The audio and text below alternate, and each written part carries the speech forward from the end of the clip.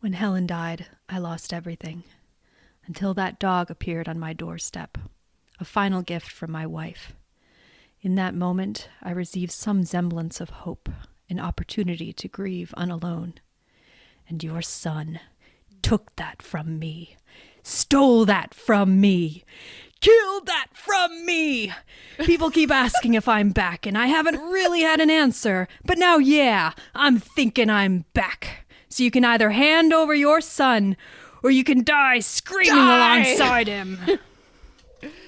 Oh, that I didn't know which quote you were going to choose, but that's actually the perfect one, I feel like. I mean, that was great. There's some great speeches in this movie. I would also argue that your deliverance of those lines is better than Keanu Reeves' delivery of those lines. That is not true, but thank you very much.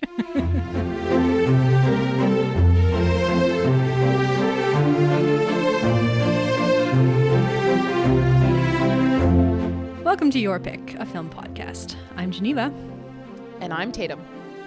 We are two friends who love movies and love sharing them with each other. Each week, we take turns picking a film that is close to our hearts and talk about why it moves us, to tears, to laughter, and everything in between. We celebrate the craft of filmmaking, as well as the unique and personal ways we find meaning in the movies we watch.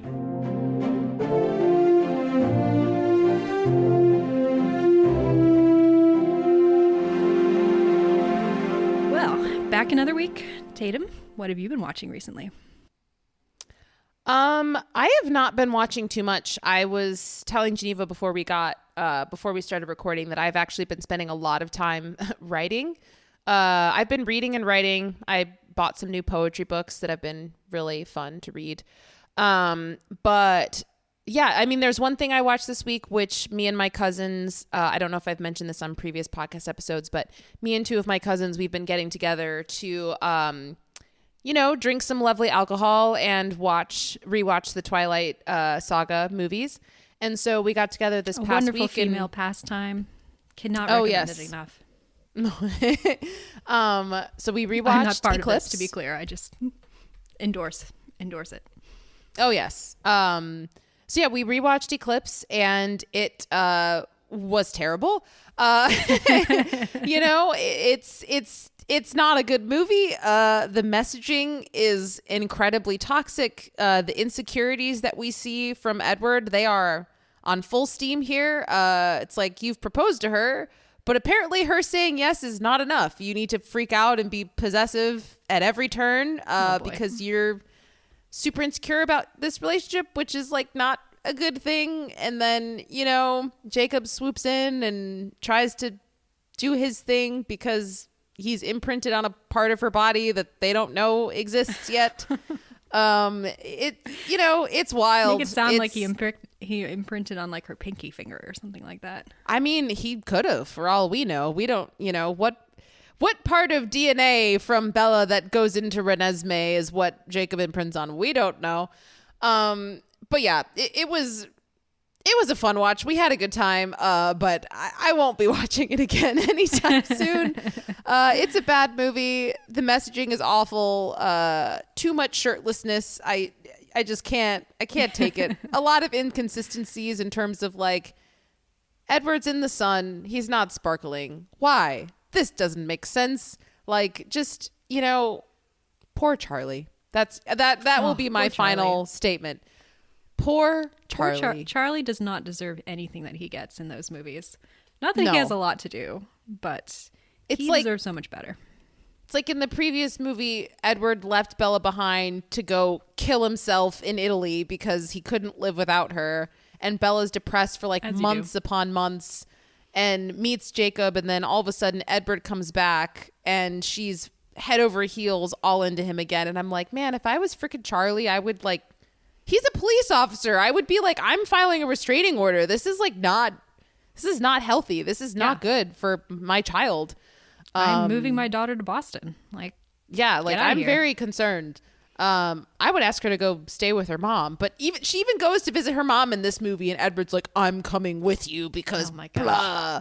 And then her mom observes like, yeah, you guys are, when you move, he moves. It's like magnets, and then anyway, they come back and Bella realizes Edward's been lying to her, and he's like, but it was to protect you. And she's like, you lied to me. You can't.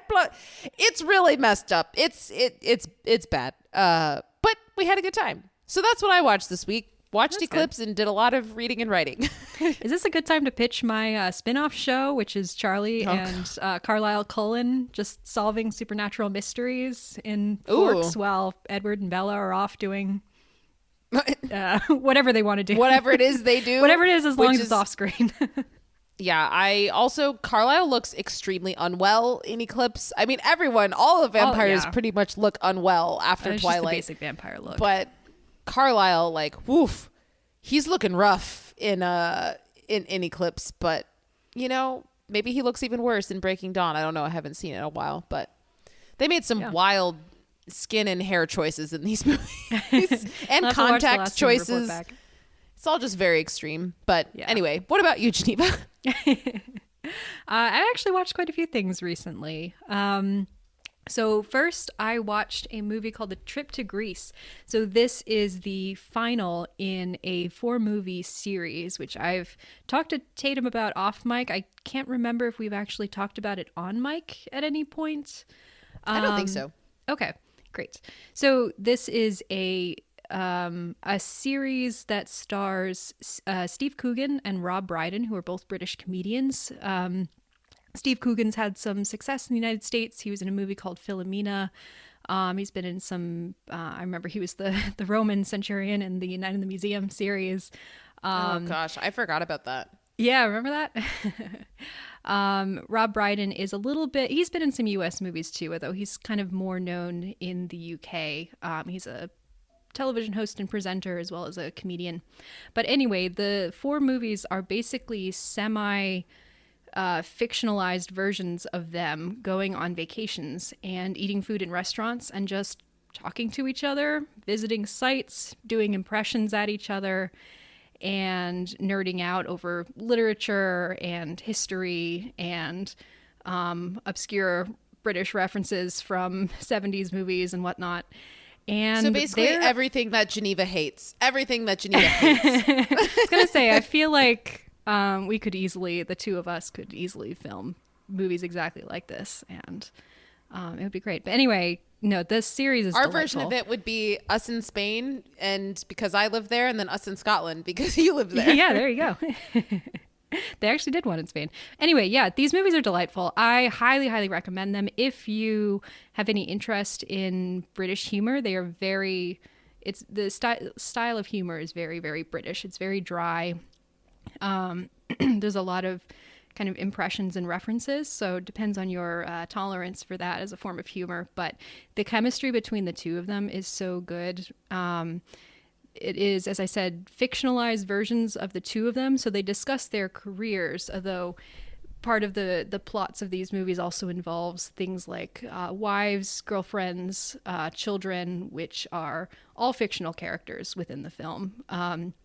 But basically, it's the two of them kind of riffing on their respective careers and the successes and failures that they've had, and kind of grappling with the idea of growing older and the idea that your life is not quite turned out the way that you might want it to, or you feel like you have other things to achieve that you've not achieved. The question of legacy and how you'll be remembered after you're dead, and balancing work and friendships and things like that.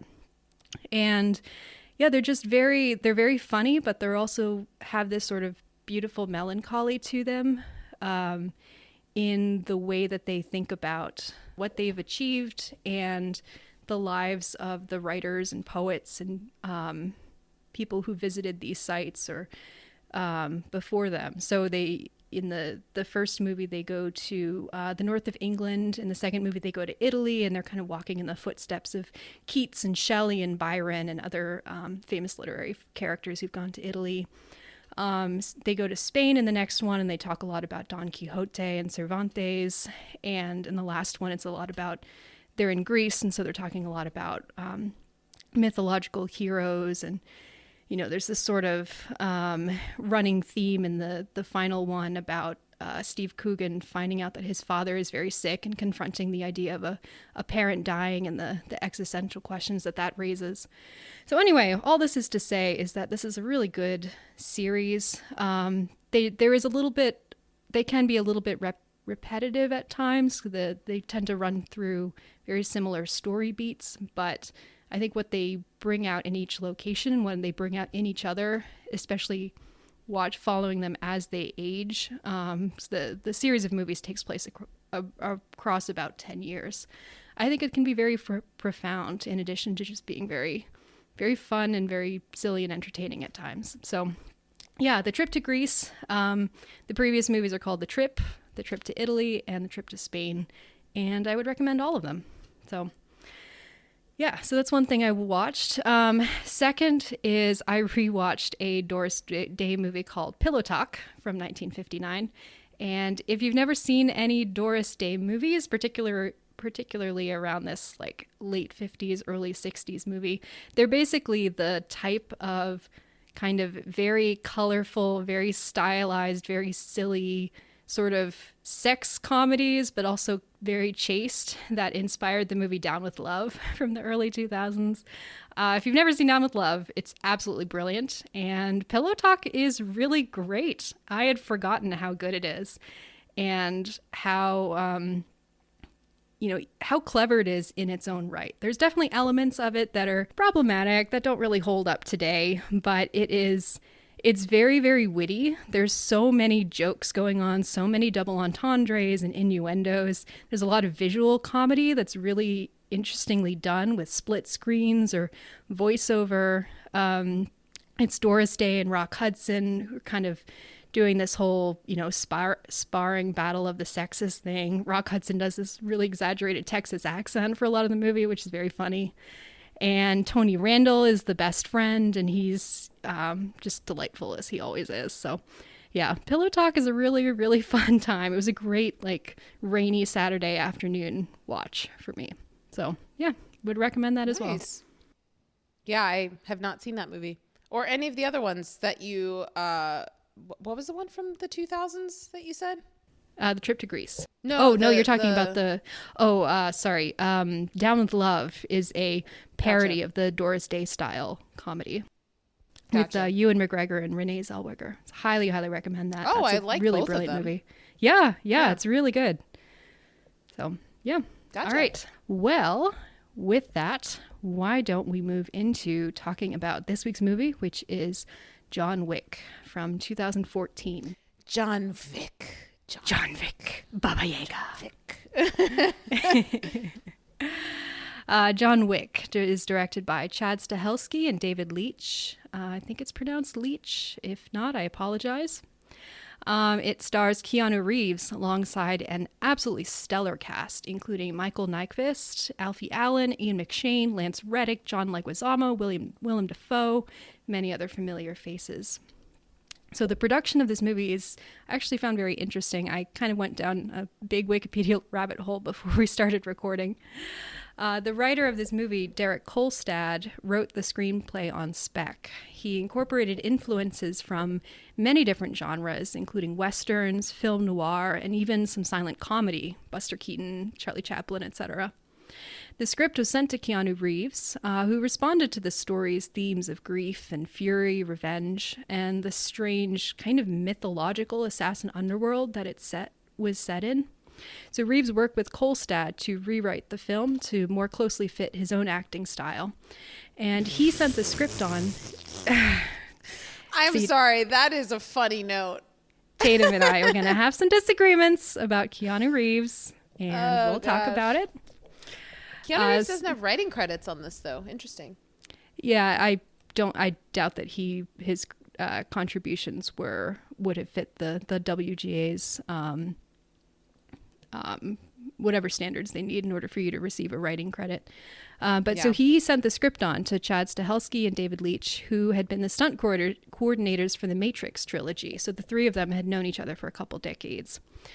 He wanted to see if they were interested in helping choreograph the action sequences, but Stahelski and Leitch instead pitched themselves as directors of the full movie, proposing a movie with innovative action scenes based off of their experience as their many years of experience as stunt coordinators, but also a throwback visual style that would be influenced by directors like Akira Kurosawa, John Woo, and Sergio Leone. Several of the actors in this film received months of training in advance in martial arts to prepare for their action scenes. Filming took place primarily in New York, but it was delayed by financial problems for a few weeks, which forced some scenes to be modified to reduce the budget. Keanu Reeves ended up using some of his own money to fund the project. What was the budget? I actually don't know. I should have noted that down. Let me give a quick check. Yeah, I'm not seeing it on here. I'm sure that it's published somewhere, but I don't want to go and Google it. I'm seeing 20 to 30 million. Okay. Yeah, the budget was 20 to 30 million and it earned 86 million. So okay, it's quite a profit. Yeah. As we'll talk about, this movie was kind of a surprise hit. There's a lot of really great word of mouth that ended up doing much better than anyone thought it would. So the story, for anyone who's not seen John Wick, the story centers on John Wick, a legendary hitman who has retired from the business to live peacefully with his beloved wife, Helen. At the beginning of the movie, Helen dies of an unspecified illness, but before she does, she arranges for John to receive a puppy to help him through his grief. However, Yosef, the son of a Russian gangster, breaks into John's house to steal his car and ends up killing the puppy. This sends John on a blood-soaked journey back into the world that he had left behind, strange and stylized criminal underworld where he reconnects with old allies while going up against the full power of Yosef's father, Vigo. So, Tatum, I know you've seen this movie before. Yes. How did you first encounter it, and what were your thoughts on this rewatch? How did I first encounter it? I think... Did you see it when it first came out, or did you encounter it? Because I didn't encounter it until around the second movie. Yeah, it was years later. I think I just rented it from the library or something because everyone was raving about it. So I will start off by saying I am not the audience for this movie. I don't know what it is about this because there are action movies that I do love. The Matrix films, particularly the first one, is one of my favorite movies of all time. I'm not one to dislike action movies, but this one, I'm not the audience for it. So I will just say that right off the bat. Mm-hmm. I think this movie's fine. I think it's fun. I think it has some moments that are super cool and really hyped. Like, oh man, I'm hyped for what's coming next. And I will say, so I've only seen this one and the fourth one. I like this one a lot more than the fourth one because this one actually has some semblance of a story to it. Whereas I feel like the fourth one is like, let's just run around with guns for no reason. Which people can argue that, and that's fine. Or third, so yeah, I have no plans to watch the second or the third. But I like this one more than the fourth. I didn't remember it very much from the first time that I watched it. So I was surprised at how much I not related to, but like connected with the motivation that's established in the beginning of the movie, and how I think that carried through pretty strongly to the end. But I think this movie kind of it overstays its welcome. I was very much so sick of it by like the last 20 minutes. I was like, if I have to watch another fight sequence, I might blow my brains out. Because no. I was just like, this is just so much action that it gets to a point where like, it's not really cool anymore because I've been watching nothing but action for an hour and a half. And like, so anyway, this movie's fine. There's parts of it that I really like. Like I said, I liked the beginning a lot. I forgot Willem Dafoe was in this, which is crazy. And I really liked the establishment of John Wick as a character in terms of like, oh, you don't even know who you've messed with. You don't even know, like, what does this mean that he's the boogeyman? No, he's the guy that we send to kill the boogeyman. Like I thought that the early establishment of his character motivations, of this whole underground world was great. I think there's some really clever, funny moments in this film of like him knowing the police officer and like knowing this other guy who's staying in the hotel. And it's like, oh, hey, John.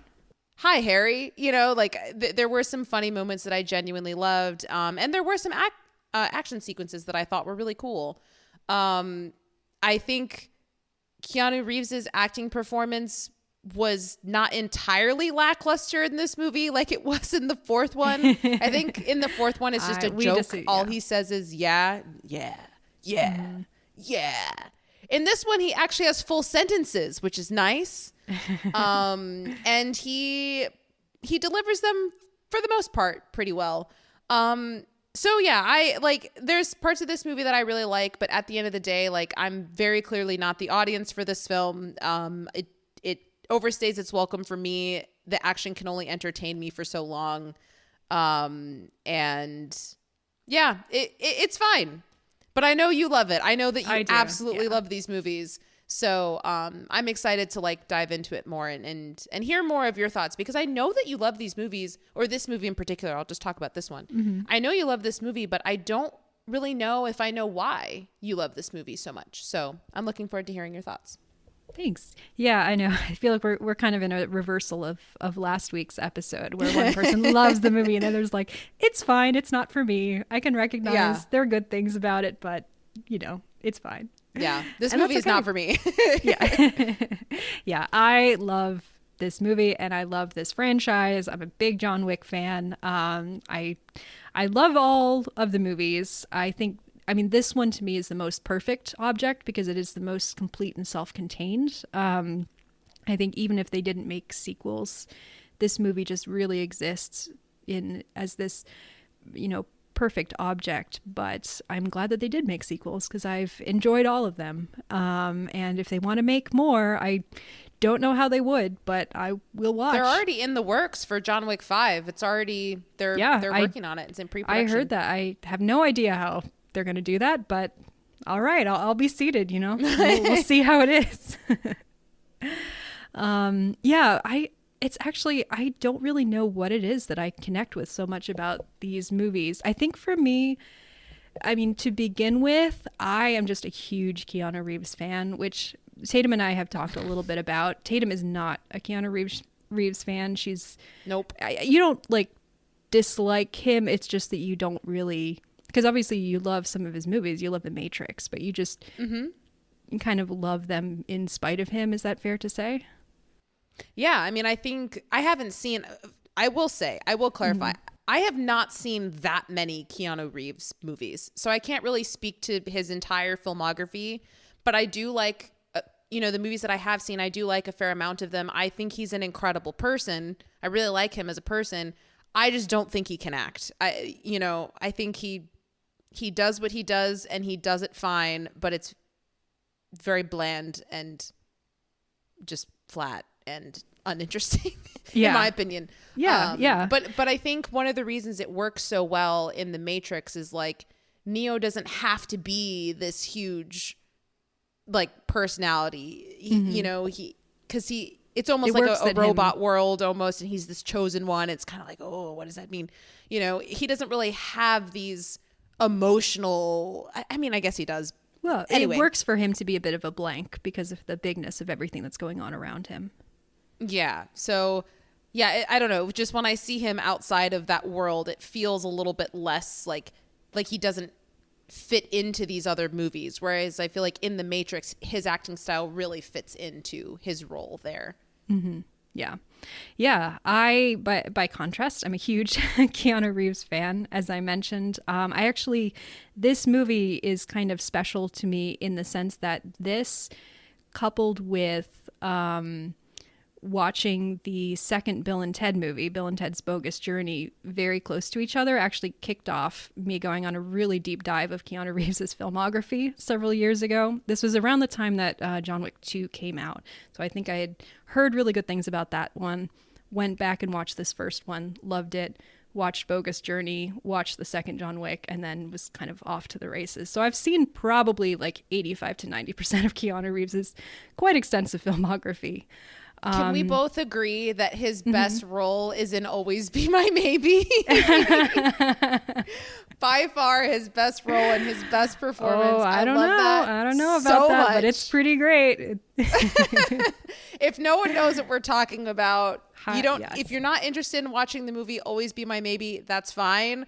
Watch the sequences with Keanu Reeves. I mean, go watch, if you like rom-coms, go watch that movie. It's a very charming rom-com. But if you don't like rom-coms, at least go on YouTube and watch Keanu Reeves' scenes, because they are it's so the good. best part of that movie. So Yeah. good. He's so good. Anyway, sorry. Yeah, I don't know what it is, but I find him very compelling as a performer. I certainly see the arguments, which, you're not alone in making. Many people have argued over the years that he is a very wooden actor. He has very particular delivery that certainly is not how any other human in the universe speaks. I would not call it a naturalized delivery. Yeah. He's definitely not a chameleon as a performer, but I think he's an amazing movie star. I think there's something incredibly compelling about him. I think I would agree with those who say that his strengths really lie in his physicality. He's a very physical actor in the way that he moves his body and the way that he can just, in my opinion, keep you compelled.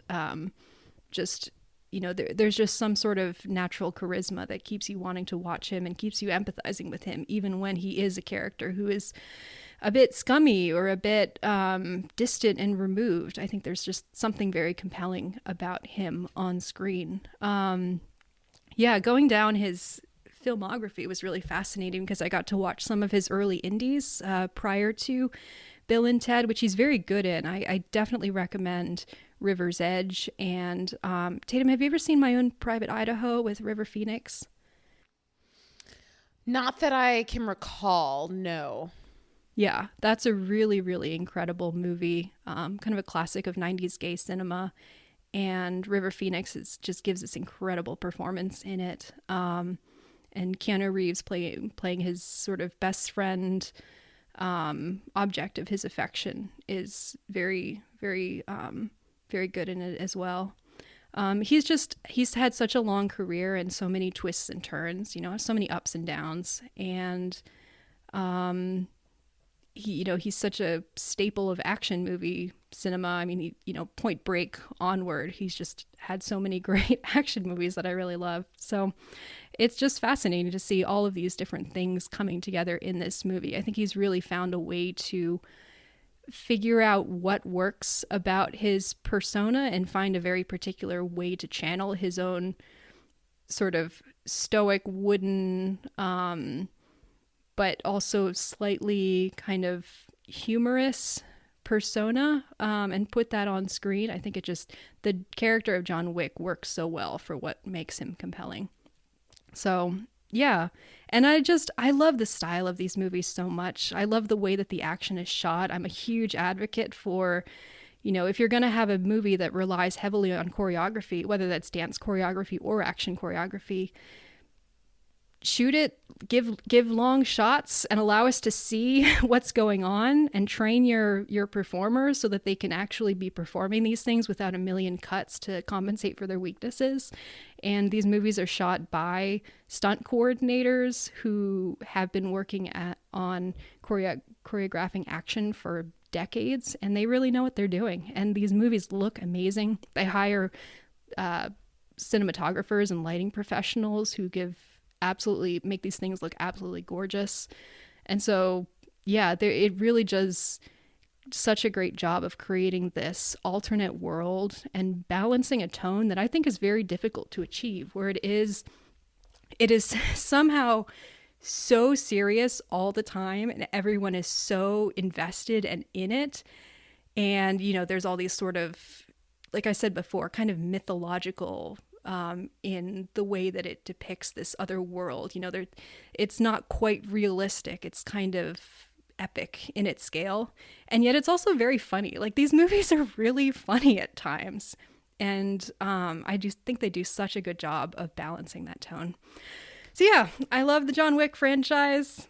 Don't know why exactly, but they just appeal to me on so many levels of the sort of cinema that I'm interested in. I really loved stylized cinema. I I really love the feeling of movies that really just transport you to this completely alternate world and explore these, really deep emotional issues, even if they're gonna, these movies, like, they have this really strong emotional core, but they're also very silly. And I love silly movies that are not afraid to be silly. So yeah, all that is to say is I love this movie so much. Yeah, I'm happy for you. Thank you. Yeah. Yeah. So any thoughts, I guess, to start with, since I mentioned kind of the style of these movies, and I think that's one of the things that has been so remarkable about the John Wick franchise, and this movie in particular, is they really did change the way that action movies are shot and are styled. There are so many John Wick sort of visual ripoffs that have come out within the last 5-10 years, and I don't say that in a particularly demeaning way, although some of these movies are not very good. But it is nice to see these movies that are coming out that are, following these trends of relying less on CGI and more on what your performers and your stunt performers are capable of doing, and are really dedicated to creating action sequences that are more fluid and more dynamic and more, I guess, visually engaging than your old, let's just cut it to ribbons so that we can't tell that your actor doesn't know how to throw a punch kind of a thing. So Tatum, any thoughts on the style of these movies, either the way the action is filmed or the cinematography or anything like that? Yeah, I think it's pretty undeniable that the cinematography in these films, it's very strong. I would argue that it's the best aspect of these movies, but that's my own personal opinion.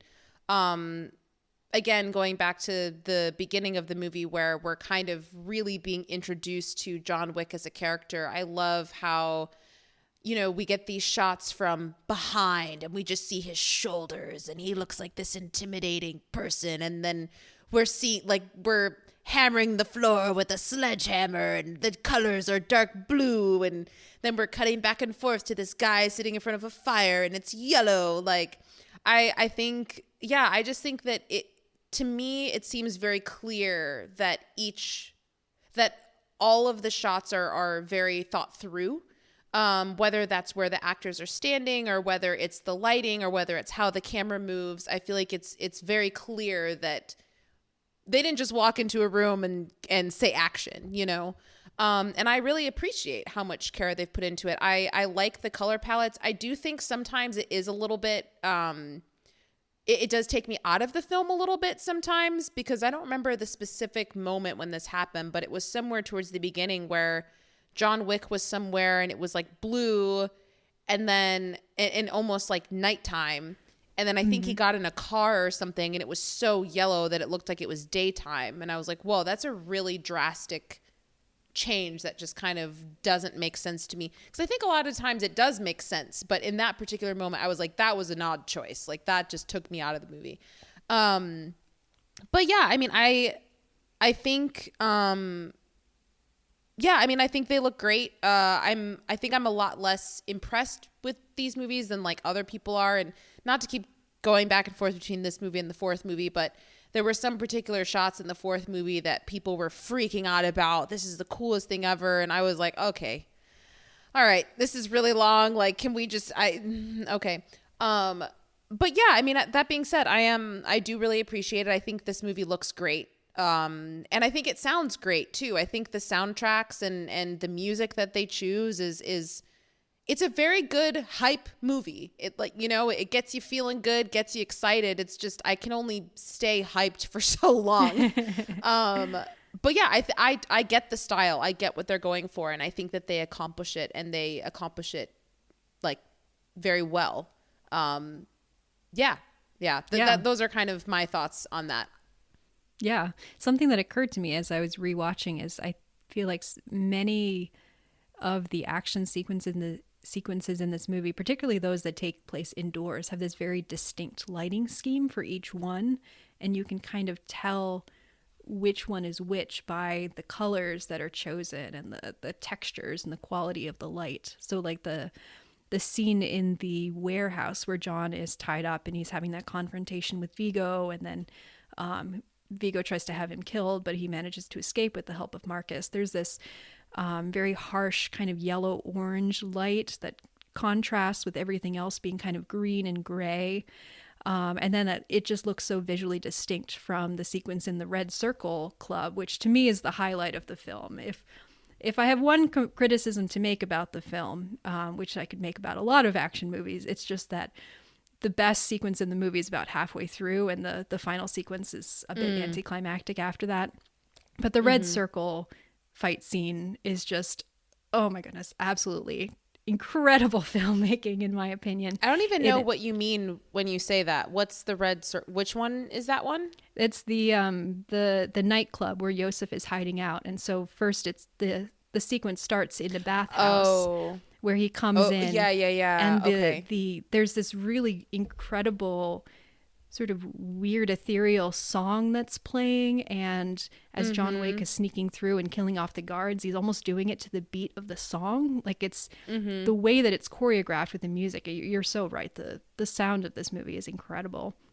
And then it moves upstairs to the nightclub where this EDM is playing, and the lighting is similar Classic but different. John Wick. Yeah, just every John Wick movie has to have a scene set in some sort of a concert or a nightclub or something like that, where and everyone's him dancing falling and him he's falling just like, over a balcony, and he should be paralyzed, but he's not for some reason. Yeah, many such times. But yeah, every movie has some sort of dance action sequence set in a concert or a nightclub where people are just getting shot in the face and everyone else seems to notice what's going on, which is great. People did pick up on it earlier in this movie, because like when I watched the fourth one, I was like, these people would not still be dancing. It's been like 8 minutes. Whereas this one, they realized it, I felt like, in a more realistic timeline, you know? Yeah. I mean, that's just the magic of these movies, is like this, there's something about this world where anyone who is, I guess, not in the assassin world is somehow struck blind and deaf to what is going on. And I just love it so much, because it really does create this sort of, fantasy land where this assassin world exists alongside the real world, and yet they don't quite intersect. And it's very weird and very mysterious and very cool. So yeah, man, I love the Red Circle Club fight so much. There's so many different levels going on, so many different locations that they're getting into. Sorry, go ahead. No, that's okay. You made me think of this when you were talking about like the bathhouse sequence or whatever. And I had to make mention of this. I don't know if the listeners know this. I feel like maybe I've hinted at it. I don't know. But I am a huge fan of A Song of Ice and Fire, the book series, and subsequently the Game of Thrones TV show. And, I have my own feelings about how the show ended. We're not going to go into that right now. But Alfie Allen, first of all, I love Alfie Allen. I think he's a very compelling actor, and I would like to see him in more roles as time goes on. But I was watching this movie and I was like, this is basically the Theon Greyjoy of the John Wick universe. Like, yes, it's Theon Greyjoy if he was raised by a Russian gangster instead of he's this playboy young guy who just wants to be with naked women all the time and thinks he's hot shit, but like he's actually completely like a coward, dweeby person, and his dad disowns him because he's like, you weak blah blah blah. He's like, no, but father, I want to like earn your love and your respect. I was watching it and I was like, man, Alfie Allen, like, he definitely was typecast into this role, because it's the same thing. It's just in the John Wick universe. But I was already kind of thinking about that, seeing his relationship with his dad previous. But then when he was in the bathhouse, I was like, yeah, this is definitely Theon. This is Theon Greyjoy. I also found it to be quite funny that, because like you said, this movie it is genuinely funny at certain moments. And I don't know if this was intended to be funny, but to me it was, that like he's being chased through this club and the whole time he's just got this bath towel on that is not falling off for some reason. I'm like, that should have fallen off a long time ago, but it's really hanging on. But I just thought that was funny, him being chased through this nightclub wearing a bath towel. Anyway. Oh, it's so good. Yeah, it's so good. I mean, just I mentioned before that this cast is stellar, but the casting throughout this entire series is just absolutely incredible. You could tell it's just, who's every actor that we love and has some relationship to martial arts and that we can throw into this movie together and give them a chance to let loose.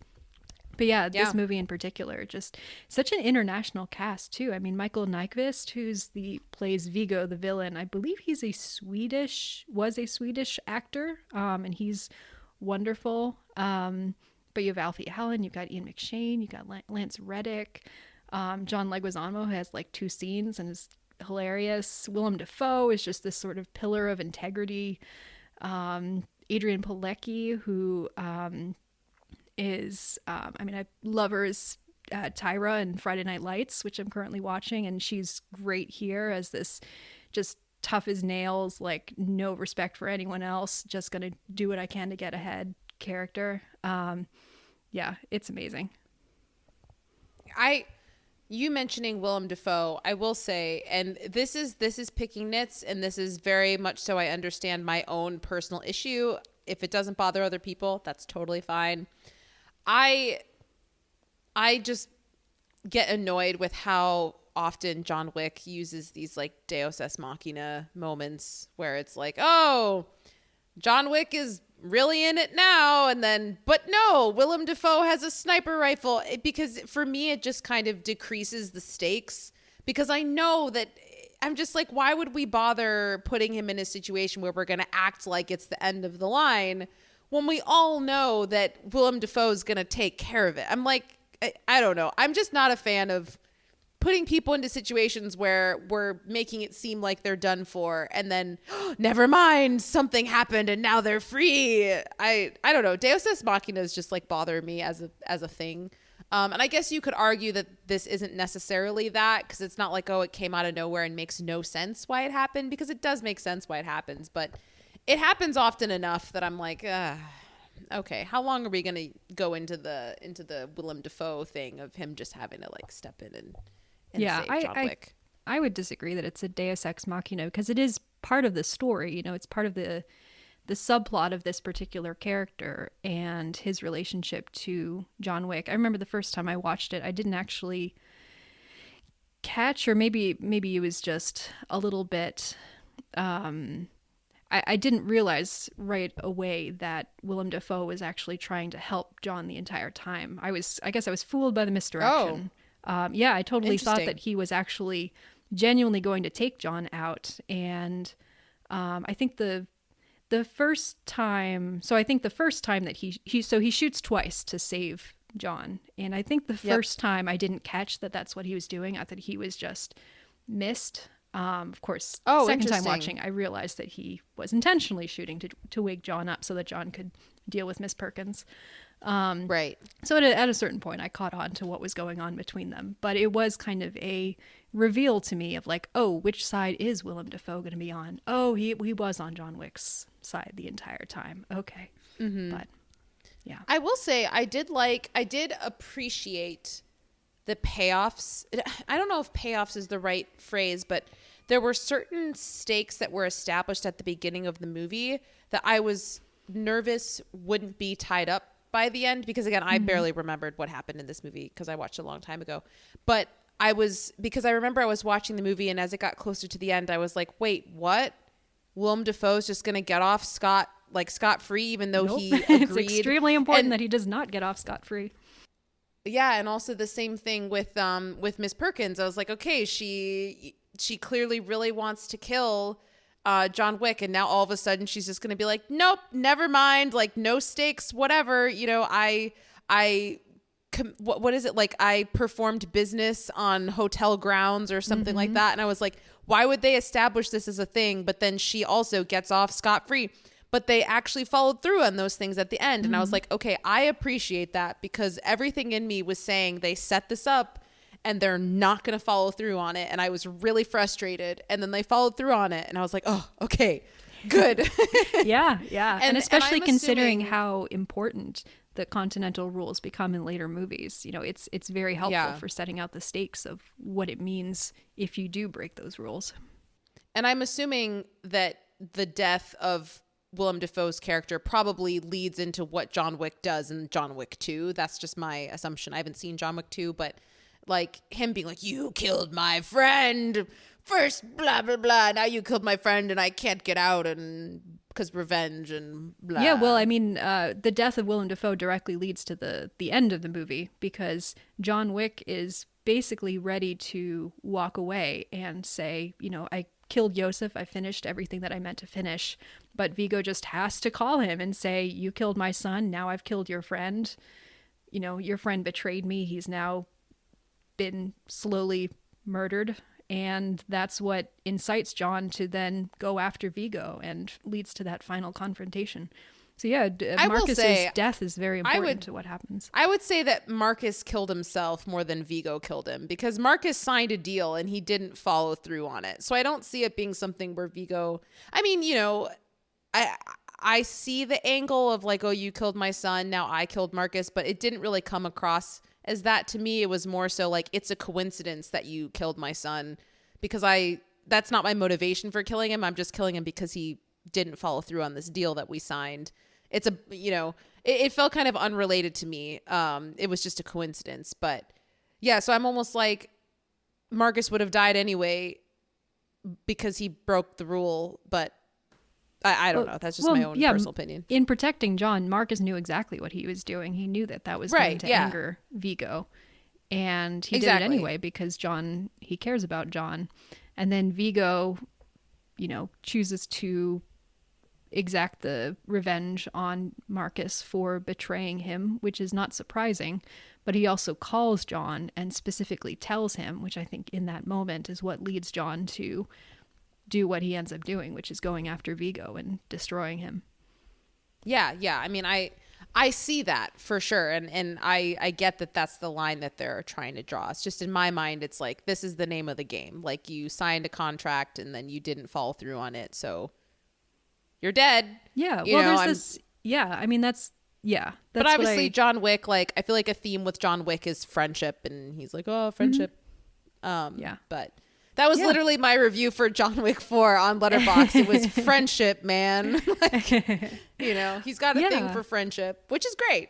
Yeah, well, that's so much the emotional core that I love about these movies is that it is about these sort of these core human emotions of love and friendship and loyalty to one another coming into conflict with these sort of baser, you know, this criminal world where it's all about honor and revenge and, you know, you signed this deal or you step back into the world and therefore you must pay the consequences.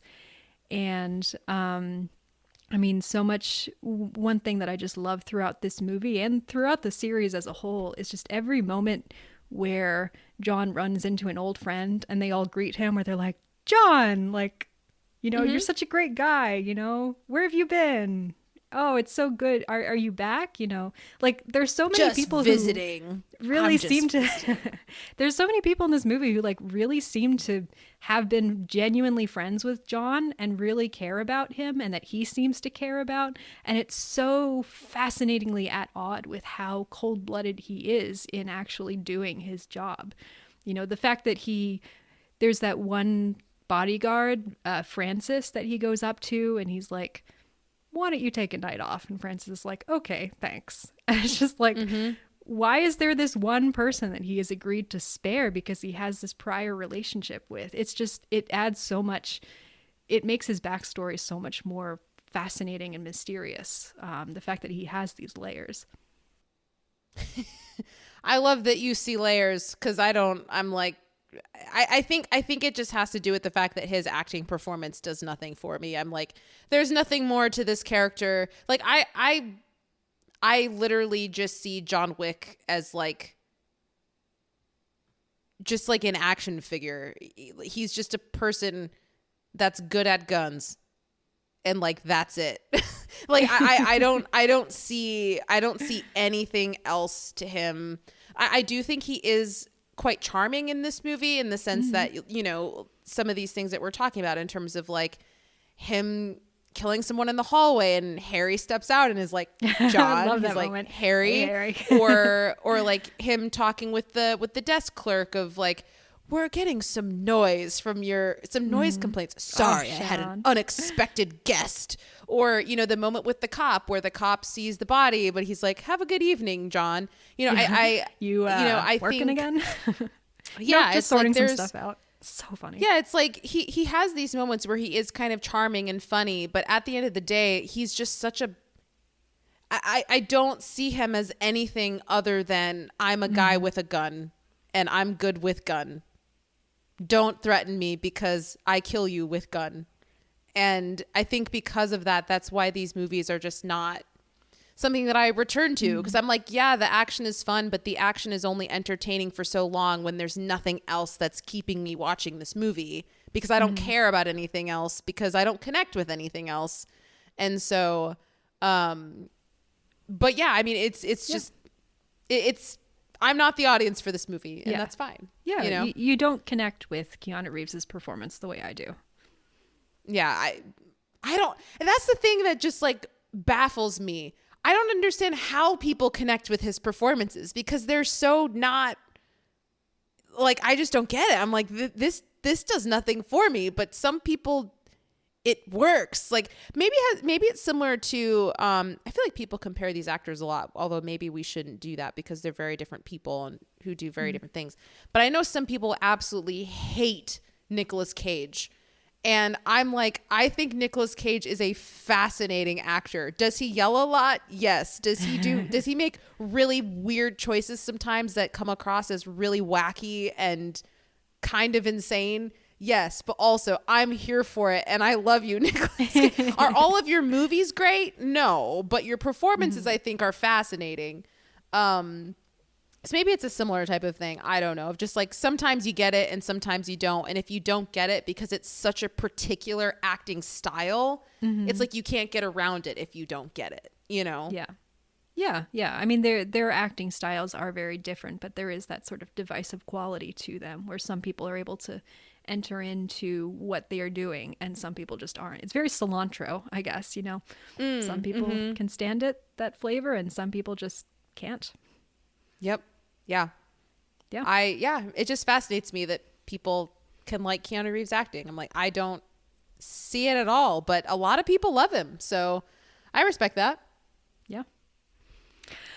Let me see. I was just, as I was going through this movie again, I was like, there's so much. I feel like I don't appreciate the script enough. Like I appreciate the script in the sense, in the past, in the sense that, as I said before, it creates this really interesting world that then gets built out in future installments. The future installments really go hard on the lore and all the arcane rituals and traditions of this underworld. But I think this script is actually very, just in terms of the plot, I think it's very well constructed. I think there's a lot of interesting themes going on. Again, these movies are essentially kind of silly, but they are also about these universal themes of grief and loss and revenge and redemption and paying for your sins and things like that. The script draws this very explicit line that I found interesting on this rewatch between John and Viggo as these two characters who are both essentially paying for the horrible things that they have done in the past. I had forgotten that an explicit part of John Wick's backstory is that Viggo is the person who allowed him to get out. Viggo is the person who made it possible for that to happen. And so John basically went on some sort of unspecified massacre and murdered many, many people. But in arranging him getting out, Viggo also laid the foundation for the successful crime business that he has today. And so everything that Viggo has is founded on the person of John Wick and all of the horrible things that John Wick does. So therefore, when it's this cool kind of circular Viggo's son killing John Wick's dog, killing his hope basically, and bringing him back into the game is coming full circle and is directly John Wick's sins coming back to bite him. But also John Wick in coming back then is the sort of founding sin of everything that Vigo has coming back to bite him, and, you know, taking his firstborn in this very sort of Old Testament way, which is very interesting. Also his car. Can't forget his car. I love the little moment when... Do you have any idea whose car you stole? That's John Wick's car. One of the funniest line deliveries in this movie is when John Leguizamo is like, you know, Vigo calls him. He's like, "Why'd you hit my son?" John Leguizamo was like, "Well, he stole John Wick's car, sir, and killed his dog." And Vigo's like, "Oh," and just hangs up the phone. It's so good. Yep. Yeah. I also love, I think it happens once, maybe twice, where Vigo calls John Wick and John just like doesn't say anything. Mm-hmm. Yeah. Just so like many complete moments. silence. Yeah. So many moments where people will say something to John and his answer is just silence. Like, this is my response. Or, yeah. No. That's right. One thing that the Wikipedia page said, going back to your giggling at the idea of rewriting the movie to match Keanu Reeves' acting style, is that the scene when he goes into the church and burns down Vigo's vault, which is his stash, which is very much like, you know, he's just completely putting Vigo's whole organization up in flames. He's taking absolutely everything from him. Is that originally the scene between him, the conversation between him and the priest was this like 5-paragraph long conversation between the two of them. And they just reduced it down to the priest saying one thing and John Wick going, "Uh-huh."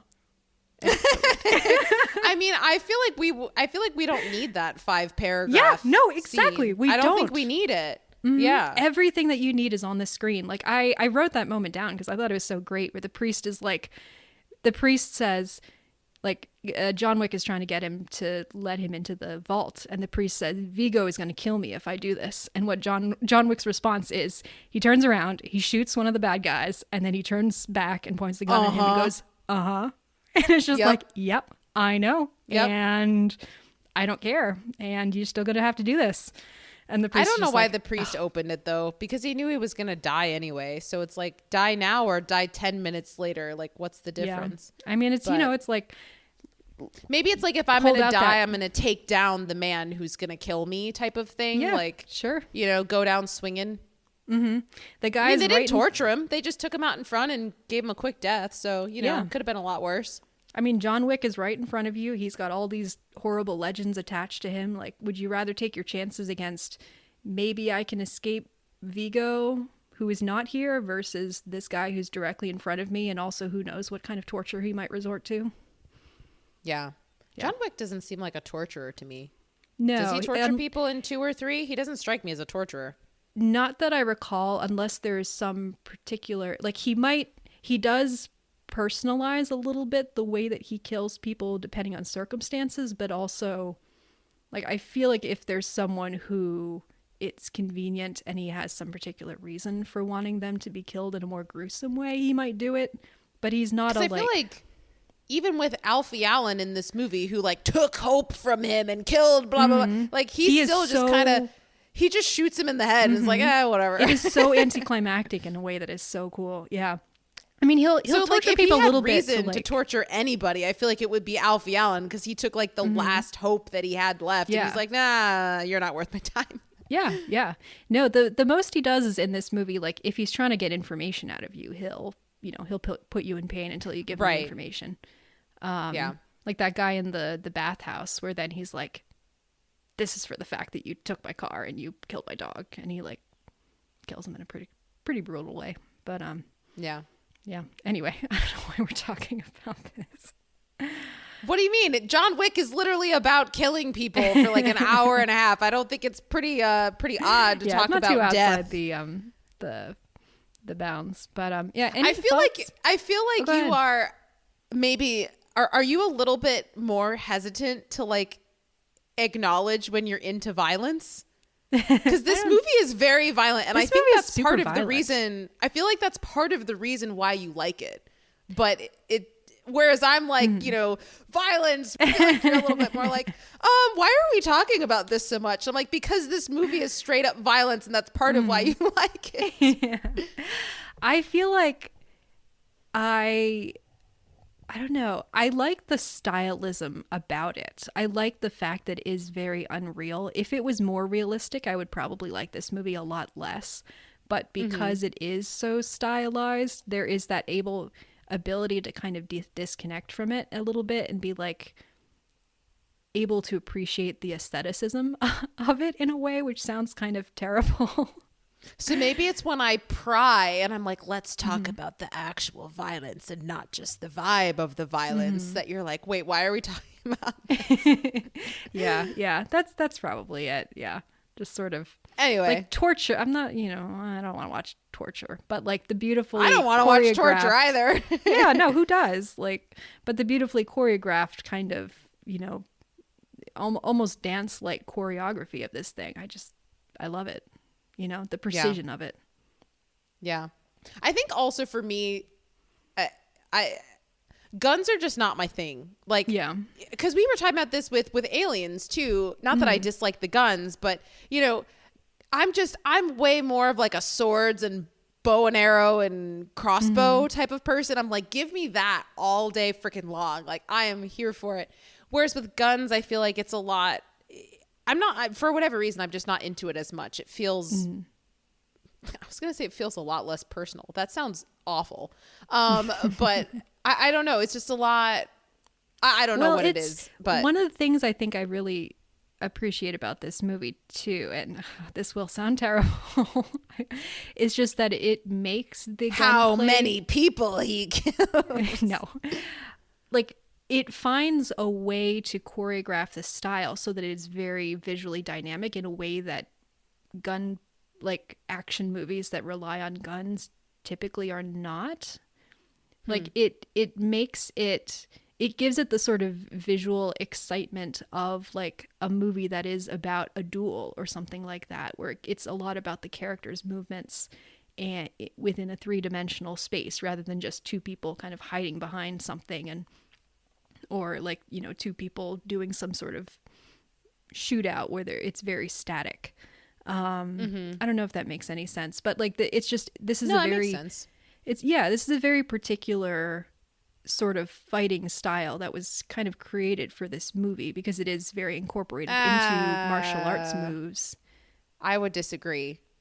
That is one thing that I do disagree with you on a little bit, because it sounds like, and correct me if I'm wrong, I don't want to put words in your mouth, but it sounds like you see these movies as being almost a revolution in terms of how we shoot action and how it's choreographed and how it's interpreted through cinema.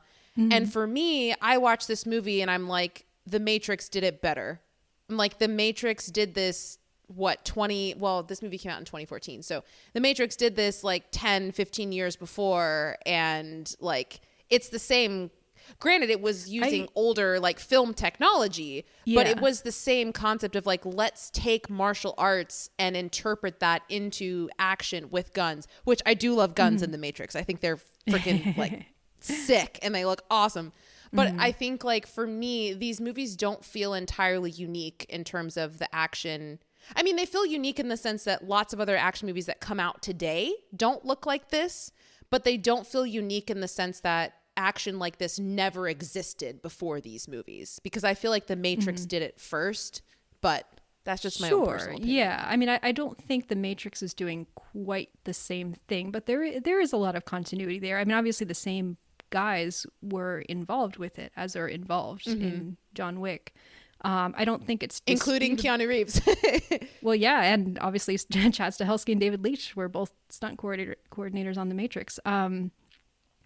Yeah, I mean, I don't think it's disputable that this movie had a huge influence on the way that action movies are shot from 2014 on.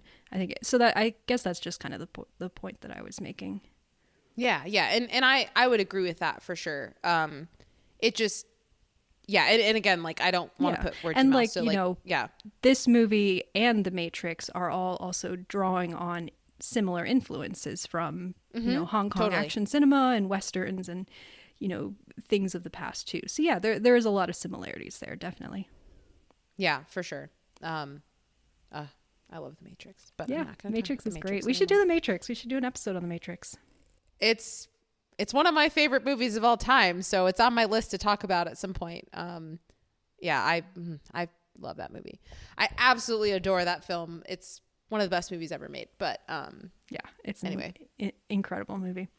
Yeah. Any thoughts on just what I was to go back to what I was saying before, my observations about the script and specifically the ways that it shows create similarities between John and Vigo and this theme of kind of the past coming back to haunt you, and you know, the things that created the life that you have, eventually you'll have to pay the consequences for them. Yeah, I mean, I do have thoughts. I don't know if you'll necessarily like them. That's fine. But I think that this is, given the way that we've talked about movies like this or like our Mission Impossible conversation, it seems like you are a lot more intrigued by the concept of, you know, kind of the emotional toll that it takes on these like action heroes to kill all of these people and trying to get out. And for me, watching John Wick, first of all, not connecting with the characters just as a thing, but also the whole concept of, oh, I was this person and I'm trying to get out and I'm getting sucked back in. And I've seen that a million times before. I've seen it in the Mission Impossible movies, every single one of them. I've seen it in Taken. I've seen it, like, I have seen this story so many times that I do honestly feel like this movie does not add anything new to that type of narrative.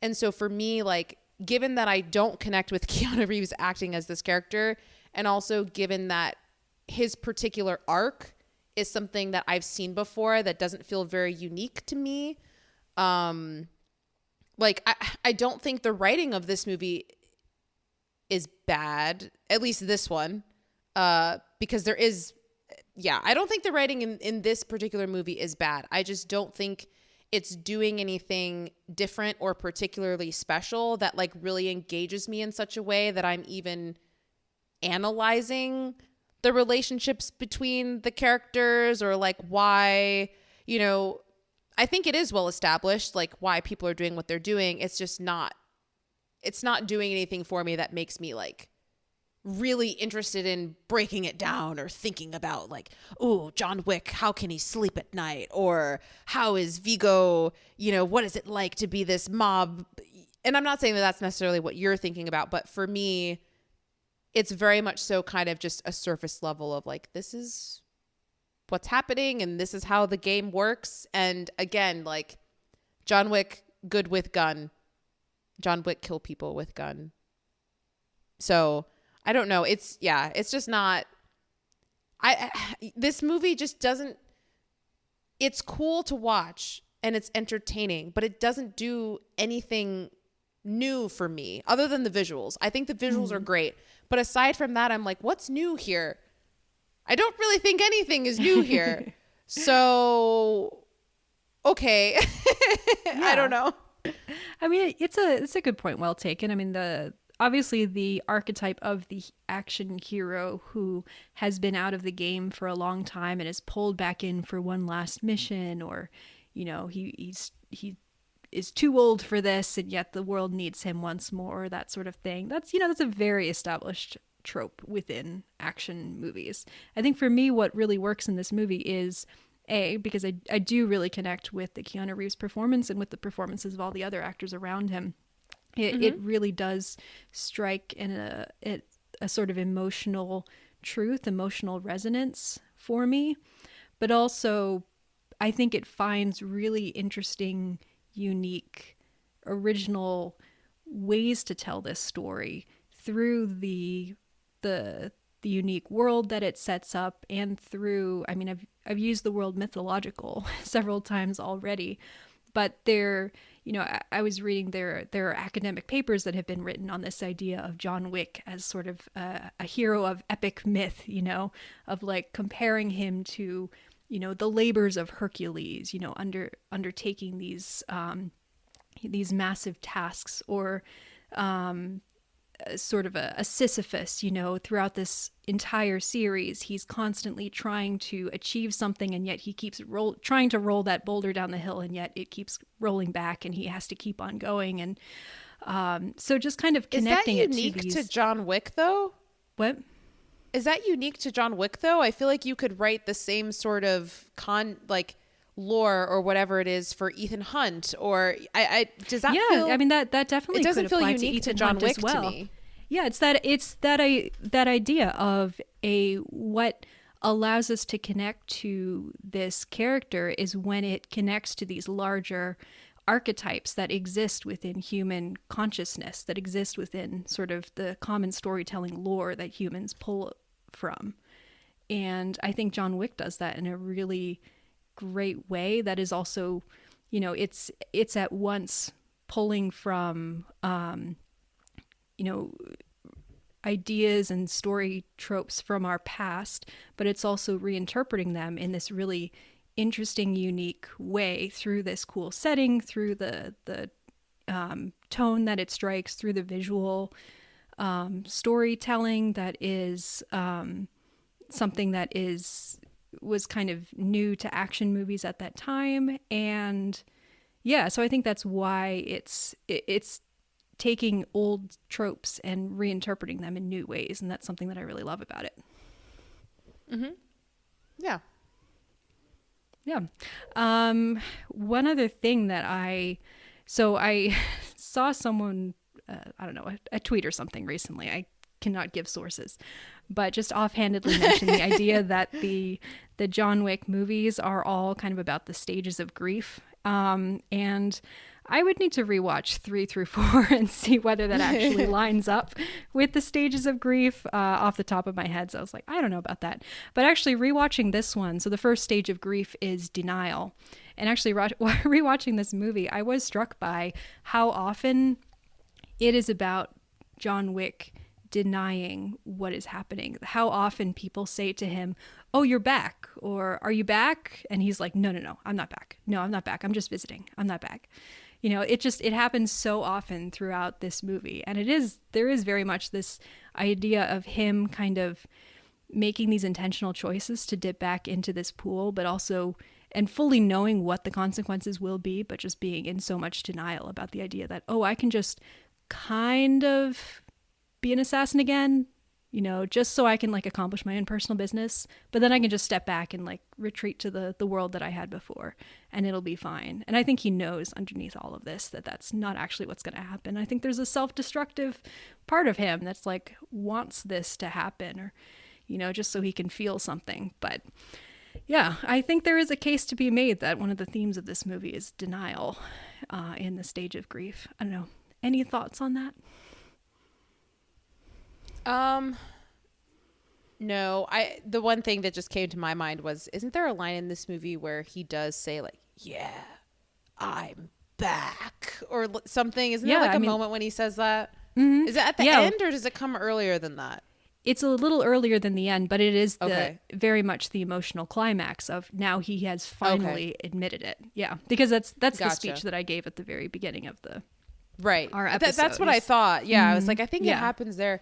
Yeah, I think that, and please like tell me I'm wrong if this is me like minimizing okay, so I'm not trying to minimize your experience with John Wick just to this thing, because obviously you love this movie for lots of other reasons, and absolutely. Mm-hmm. But I think I'm seeing ties to this like certain theme of connecting to this character of John Wick, or I'm sorry to keep making this reference, but it's just what keeps coming to my mind, like Ethan Hunt or whatever, because you seem to really connect with them in this idea of like, oh, I want to be a different person, but I can't because it keeps pulling me, but like I have to deal with the consequences of my actions, but like I'm in denial. There's a lot of similarities between the two. And I feel like you connect with this because I almost wonder if it's tapping into that niche for you of like a tortured man who like needs help but won't go to therapy because he's in denial, and like someone just needs to come in and crack that shell and just let him like process his trauma, but he won't because he's tough and he's covering it all up, but he doesn't know, but he's tortured, but he can't get over it, but he needs help. I wonder if it's tapping into that a little bit for you. I mean, it could be. Yeah, I won't deny it. I mean, I won't say that I look at John Wick and I'm like, I could fix him the way I choose some other right. heroes. I'm more like, Right, nah, no. he needs to work it all out and then like just keel over and die somewhere probably. Yeah, well, I feel like keeled over, died. He definitely, never mind. I'm not going to spoil things. Yeah, but anyway, yeah, I mean, you're probably not wrong. There is something in you I that feel like loves maybe it. there's something there. Like there might be something there, you know? Yeah. Well, I think I do find something very compelling in characters that are kind of trapped in cycles in which they are kind of their own worst enemy in certain ways, and they're sort of weighed down by the weight of their sins, the weight of the choices that they have made, and are kind of trying to find some way of escape or redemption. And there's a sort of tragic aspect of, can they truly be free? Like, that's just a sort of common age-old story pattern that I do find very compelling. Mm-hmm. Yeah. I think that at its core, like, that is just a storyline that you find compelling that I don't as much. Yeah. What are not because it's a bad storyline, but just because for me it's yeah. just not like something that particularly interests me. Yeah, different story patterns will appeal to different ones of us. What would you say? I don't want to turn this into a Matrix episode, but in contrast to this, what would you say is like the core story pattern of the Matrix that appeals to you more? Is it more that sort of like reality, unreality, finding the true world kind of a thing? Yeah, I think it's the concept of like everything you ever thought was real is a lie. Mm-hmm. And then when you learn that information, how do you still find purpose in life? And do you choose to, like, if you were given the option between living in a perfect utopia or living in the real world, that's a lot harder. Mm-hmm. Which one would you choose and why? I just think that is a extremely compelling concept. And that movie does it in a way that is so, like, I mean, we're going to talk about this movie at some point. It's one of my favorite movies of all time. So I'm not going to like get into it insanely right now. But just that concept of like, when you're given that option, which one do you choose and why? What does that say about you? And like, what does that say about the world? Mm-hmm. And the choices that other people make. And I mean, I will have lots of thoughts when we have, I feel like that episode might be like, I feel like it's going to be an over 2-hour episode because that movie is not just a movie. It also taps into like real life questions and existential questions and important, like some of the most important questions that relate to the human experience and our human existence. Whereas I'm like, I don't know if John Wick really taps into what's the purpose of human existence for me. Maybe it is for other people and that's fine. But for me, I'm like, yeah, I wouldn't say that's primarily what this movie is interested in. Yeah. Yeah. I mean, there is that element of, what is it that keeps driving you when you feel like you have nothing left to go for? Throughout these films, John Wick is basically just driven by, it's like I've saw someone else say this, so this is not original to me, but I have no idea where I saw this. But it's this idea that because people keep coming for him, that's what keeps him going. If there was no one else who was against him, he would probably just lay down and die. But because there are so many people who are opposing him, he really wants to fight in order to be free again, basically, and be able to live on his own terms. That kind of applies more to the sequels, though, than to this movie. Because the sequel is very much like... Yeah, because John Wick 2 is very much like, now that you have dipped your toe back into coming in, this person swoops in and is like, well, now you need to like, I'm going to make you pay off this debt that you have to me, and you're going to have to do these jobs for me. And so it's, from then on, it's him trying to, now that he has come back in, him trying to be free again. But yeah, that's less this movie in particular. Anyway. One other thing that I was noticing while watching this, rewatching this movie, is this kind of theme of young versus old in the sense of, you know, John Wick is kind of part of this older guard of assassins who have these codes and these creeds that they live by. You know, the legend of John Wick is either he's known as a friend by people or he's feared as this sort of legend by people who were around when he was active. Whereas the younger characters like Yosef or like Miss Perkins, they kind of have no respect for John Wick or for things like the Continental Rules, and they end up kind of paying the consequences for that. So I don't know. You know, this movie is kind of in that tradition. Certainly like when it came out, I think it was kind of seen as being part of that tradition of like a, you know, a Taken of like, here's an action star or like a star who's getting kind of older and we're just going to throw him in an action movie and it's going to be about how they're old, but they still got it. Like uh-huh. Yeah. Which I think and this they're not movie's in denial about the fact that they're aging, unlike Tom yeah, Cruise, like I'm pretty sure is in denial about it. It's a major theme of the movie. I don't think this movie is quite doing that, or it's, you know, it's a little bit more complicated than that in this movie, but there is still that kind of, you know, the older, there is a sort of older set of rules and respect that you need to have that some of the younger people in this movie, they don't seem to get it. And they pay the consequences. Yeah. Anyway, was that something you noticed as well? I don't know if that stuck out to you at all. I mean, now that you mention it, I see that for sure, but it wasn't something that necessarily came to mind while I was watching the movie. Yeah. We should talk about the puppy. You're not a huge dog person in general, right? Am I wrong in that? I'm not a pet person in general. In general. Okay. Yeah. So it wasn't necessarily like a turn off to you the way I know that this movie is a turn off to some people where they're like, if a dog dies, I cannot handle it. You're not. Yeah, that's not.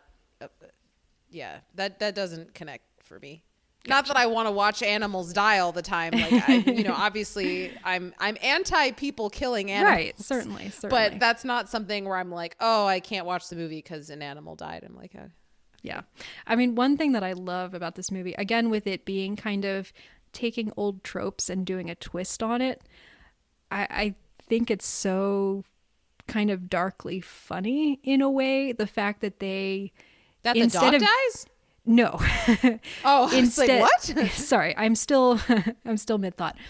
The fact that instead of doing the old trope of the villain killed my wife and therefore this revenge movie is based around the idea that I'm going to take revenge for my wife dying at the hands of this killer. Instead, it's my wife died of natural causes. Instead, it's the dog that the killer. You also keep forgetting about the car. The car is also the catalyst, I feel like. The car is also important. But the dog is, I think, kind of... The car is the catalyst, but I think the dog is kind of the emotional driver of all of this. I don't think John would not have gone as hard without the death of the dog. But it's like this weird... Yeah, he could have just gotten another car. I mean, he definitely would have killed some people, but I don't think he would have gone as hard as he had without the dog. Yeah. But I think it says something about our... Like, I feel like this movie is so perfectly calibrated with our culture where we're like, wait, why did he go on this tremendous, like, killing spree and, like, murder, like, 200 people in this movie? Oh, they killed a puppy? Oh yeah, okay, that makes sense. Like this movie it instantly puts us on John Wick's side because of how cute this puppy was. I don't think it's just because they killed a puppy. I think it's because of what the puppy meant to him. Yes, like, for I don't the think character. It's just because they killed a dog. It's because the dog meant a lot. Yeah. For the character, absolutely. Like, that's what is driving John. It's not specifically, it is his attachment to the dog, but larger, it's because of his attachment to his wife. And he's transferred so much of his grief onto this dog. And so when the dog dies, that causes him to snap. I'm just saying, from a writing standpoint, I think in terms of getting the audience on the side of your hero, I think it's just such a smart decision in a really sick way to make it like the cutest puppy in existence. And then when the dog dies, emotional manipulation. You're like, murder them all. They all deserve to die. Burn it all down. Yeah, I mean, honestly, maybe that's another reason why I don't connect with this movie. But although I was going to say the fourth one doesn't have that same thing. And Yeah, I also no don't connect other, that, so. you know, for anyone who's considering watching other movies and is sensitive to this, no other animals, no other dogs specifically are killed in any We're future harmed in installments. the- It's just this one. There are dogs in future installments, but they are not harmed. Yes. Yeah. All right. Well, that kind of, I'm trying to think if there's any other like major things I wanted to talk about, because that kind of concludes all the notes that I had really taken. I mean, as I said before, this is a very sort of dryly, darkly funny movie. So there are so many great moments. I mean, we kind of talked about it, but the policeman showing up at John's door, and you, for a second, you're like, oh no, John is screwed. There's a policeman here, and now he's going to have to get out of this. But instead, the policeman's just like, oh, you're Have a good working night. again. All right, I'll leave you to it. Yep. So many just little great moments of mysterious lore that then get built out in the future installments. But, you know, Charlie, he calls up for a dinner reservation, and Charlie the cleaner and all his guys appear. And the fact that everything is paid for in gold coins, which makes very little sense, but is very cool. Yeah, just so many little things throughout this movie. Everything about the Continental is awesome. I did like that one. It seemed like an industry term for people that are hitmen or hit people or whatever. When John says to Harry I think his name's Harry, in the hotel hallway or whatever, he's like, catch and release. Yeah, catch and release. Catch and release. I like that phrase of like, out of context, I would have no idea what catch and release means, but within this universe, I get it because of what just happened. I thought that was cool. Yeah. The fact that they talk about like the continental rules always being, you can't conduct business on continental grounds. And it's just this euphemism that everyone understands what it means is great. Yeah, there's just, I love just the costume design, you know, talking about the different layers of craft in this movie. They're so well done. The costume design is so good. How everyone is sort of everyone is so elegantly dressed at all times, even though it's probably not very practical for the actual stunts that they're doing. Well, it is once we learn that the suits have shields in them for whatever later on. In number 2, you which discover... Which is such an odd choice. But. Yeah. In the sequel, in John Wick 2, you learn that they have invented a particular suit lining that is bulletproof. And so from then on, everyone just wears suits and somehow... can escape bullets as long as they like pull the suit over their face, which is it's so silly. It's so silly, and I love it so much.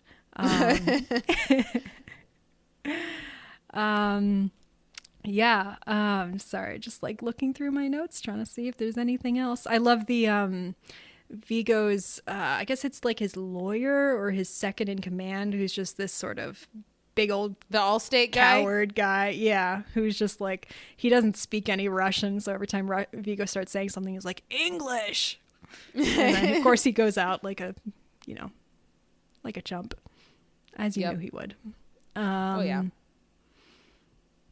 You see any other like just random notes that you have or things from this movie or questions or anything like that? Not from my end. Nope. Yeah. All right. Well, so that pretty much wraps everything up that I had to say. So this movie, it was decently well reviewed. Metacritic has it at 68. Rotten Tomatoes has it at 86%. Critics particularly praised the performance of Keanu Reeves, much to Tatum's bafflement. Critics said that he, and I would agree with, that he did a great job in conveying depth and winning audience sympathy while still portraying this very highly physical, very emotionally reserved character. They also praised the direction, which moved away from the shaky editing and CGI-heavy style that had been common in action movies at the time, and reintroduced a clean, fluid style that relied heavily on long, smooth takes and highly choreographed fights. So this movie was a surprise hit at the box office, as I mentioned. It garnered a lot of positive word of mouth.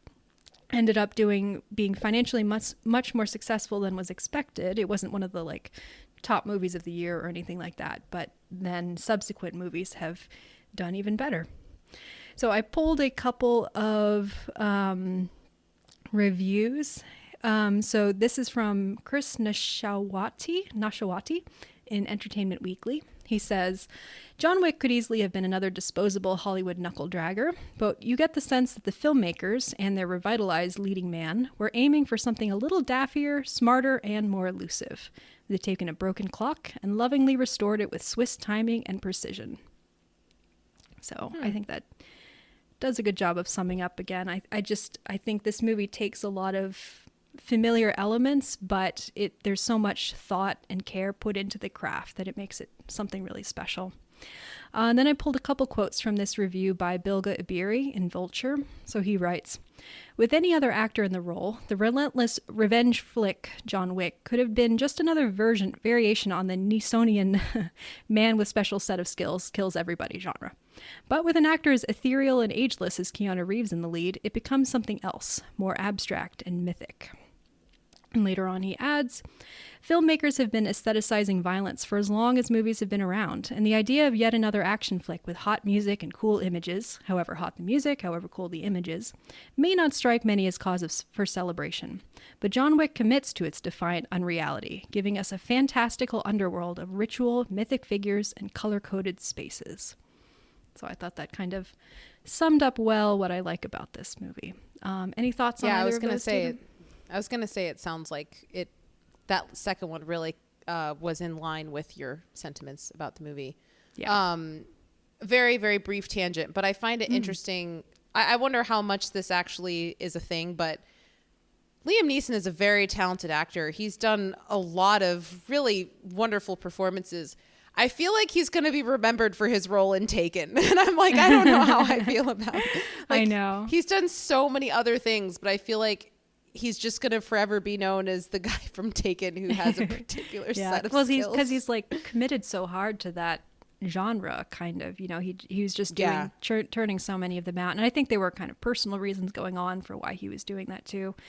I feel like I also read three of them. He did so many of them. Well, there's so many Takens, but then there's also Unstoppable and Commuter. Yeah. And I don't know. I forget the names of his action movies, but I feel like I also read a quote from him, though. I might be misquoting or misattributing this, but where he said something like, you know, I've had my time. Like, I put in my time doing like Oscar-y roles, and now I just want to kind of have fun and like, you know, if it makes him happy, good for him.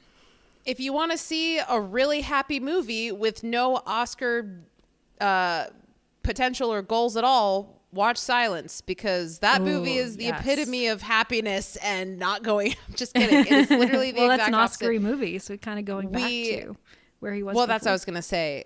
We will be discussing that on this podcast at some point because that is. I know you haven't seen it, and I've been begging for you to see it forever and ever. It's one of my top movies, but also one of the most.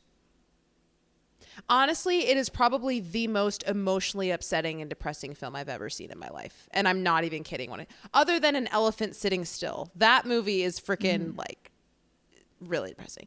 But Silence, man, yeah. We will talk about that at some point, probably sometime soon. But we need to make sure it's in between two happy movies, because that movie is like freaking. I don't know if I'll even be able to make it through it the second time around. But you know, it's gonna be great. It is an essential film that I think everyone should watch, but so many people haven't seen it because they either don't know about it or it's too long or whatever. I mean, but like a 3-hour emotionally devastating period piece. Can't imagine why more people haven't seen it. That makes you hate human beings, makes you hate life and hate God and hate everything. Oh, lovely. Can't wait. And like crushes your hope for like anything good in this world. But like in the best way possible. And Tatum wonders why I haven't watched it yet. Oh, Geneva, you're gonna love it. I'm going to love it. Like, I know I am. You are going to absolutely love it. I think it might be one of your favorite movies of all time when you watch it, but I think you will never be able to watch it again. That is my prediction. I think you will love it so much it will change your life, but you will also never watch it ever again. Many such cases. Yes. All right. Anyway. All right. I said brief tangent. That wasn't a brief tangent, but you know, that's the way we roll on this podcast. You know. We got to get some Liam Neeson on this podcast anyway. Yeah. All right. So final thoughts. I mean, I kind of summed up a bit what I love about this movie. I love the aesthetics of it. I love the style of it, but there's also this kind of emotional core that really does stick with me through, the very fine balance of tones in this movie. I love how self-serious it is, but also how much it takes itself not very seriously and knows how to just be silly and have fun, but also be very emotional. And yeah, I love it all. Love it all. Can't wait to see if there's going to be a John Wick 5. Why do you say that? I mean, they've already greenlit it. Why do you think it's not going to happen? I don't know. Like, it's literally already in production. Like, I don't know. Well, with the way the fourth one happens, I was just so convinced that was going to be the last one. And then they're like, oh, actually, there's going to be a fifth one. I'm like, all right, well, I will believe it when I see it, but okay, I'm here for it. Yeah. 2 years' time. We'll see. Very excited to see who they're going to cast for it, because I already raved about the cast of this movie, but the John Wick movies are consistently some of the most well-cast movies I around. wonder if it'll have Keanu Reeves in it. Well, I don't know how they could call it John Wick 5 and it not that was a Keanu bad Reeves. joke. It was a bad joke. Okay, It was a bad joke. Well, there's like 6 million John Wick spin-offs that are supposed to happen at some point too, and that was also the thing, is when I saw that headline, I was like, are they actually just talking about a spin-off? I don't care about spin-offs, but okay, whatever. Yeah. I don't know. We need to stop with the spin-offs, but whatever. Yeah. All right. Do you any final takeaways from this movie? No. I had to think about it. I was like, I mean, maybe let me really think about it. But like, honestly, she really no. did think about it. She genuinely thought about it. I did. That's all we can ask for. I genuinely don't. I mean, it looks great, but yeah, it's not for you, and that's fine. Yeah. All right. Well, do you then want to talk about what we are covering next week? Yeah. Next week, we will be watching another movie that I deeply, deeply love. I feel like I should stop saying that, because why would I choose a movie if I didn't? Although Twilight I didn't deeply love. I just want to talk about it. That's true. It's the exception that proves the rule. Yeah. But yes, we will be talking about another one of I've been debating for a while whether this should go on my list of favorite movies of all time. Still debating. Maybe it'll make it on that list at some point, but it is Paper Moon from 1973. It is a film that my entire childhood, when people learned what my name was, they were like, oh, like Tatum O'Neal. And I was like, who's that? I'm 5 years old. I don't know what you're talking about. But yeah, so I guess in that sense, I've been connected to this movie since birth. But yeah, I watched this movie for the first time. It had been on my list for a long time. I watched it for the first time a few years ago and was absolutely blown away by it for several reasons. It is so witty, so sharp, really well written. Anyway, Paper Moon. That's what we'll be talking about next week from 1973. Yeah, so can't wait. It should be good because as well. Yeah, I was gonna say I think it'll be a good discussion because Geneva also loves it. And Geneva also has seen it for the first time relatively recently. Yeah, just a few months ago. Yeah, I think I saw it like what, 5 years ago, something like that. But anyway, yeah, that'll be next week. So great. All right. Well, join us then. Yeah. All right. Bye, everybody. Thanks so much. Bye.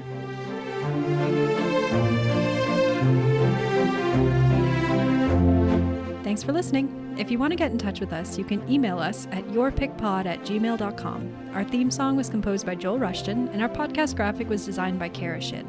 If you like this show and want to hear more, please rate and subscribe on your favorite podcast platform. We're excited to have you on this journey with us. Until next time.